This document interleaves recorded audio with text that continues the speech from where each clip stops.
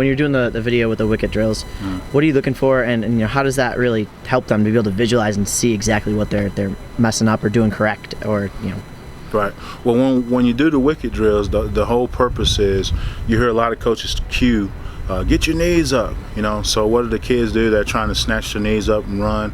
But the whole thing is, you want to look, when you're doing the wickets, it teaches them to do, there's a cyclic action that should be happening below with their leg, where they're stepping over and they're striking the ground underneath their hip with their foot dorsiflex. But with a lot of the guys, if you look at that, if you can see the guys, can I demonstrate real quick for you? So you see a lot of guys when they walk, a lot of guys walk with their feet out like this, or they'll walk with their feet in.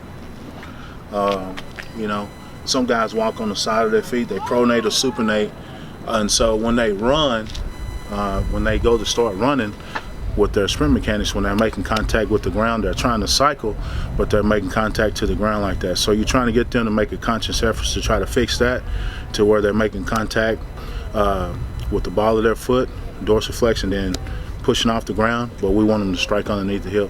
A lot of guys, when they cycle through, instead of going straight down and striking the ground, they'll swing their shin out in front of them and strike the ground heel to toe, which puts a lot of stress on shins and hamstrings and stuff like that. So you'll find, like, kids that have issues with hamstrings and groin injuries and stuff like that, when they're running incorrectly. So we just try to spend a lot of time correcting that.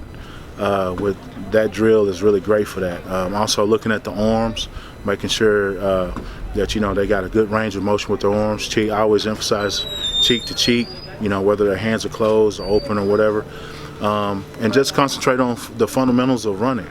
A lot of kids don't know how to run correctly, so you just try to correct it and get as good as you can before they leave you and go to the next level with someone else.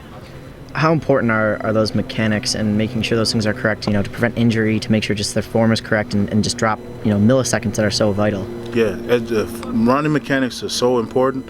If you take two guys with the same amount of talent, if me and you are racing each other and we have the same amount of talent, me and you have the same speed, if they lined us up and had us run the 100 meters or the 200 meters, the guy with the best mechanics is at the end is going to be able to win the race. Because if I'm running, I'm crossing my arms across my body, and my body's wobbling from side to side, with a lot of wasted motion, and you're running with everything lined up, you're getting forced into the ground, and you don't have that wasted motion. Once we get to our max speed, I'm going to decelerate faster than you because of my wobbling action up top, and you're going to be a lot smoother than me because you're running correctly, which is going to make you be the winner of the race.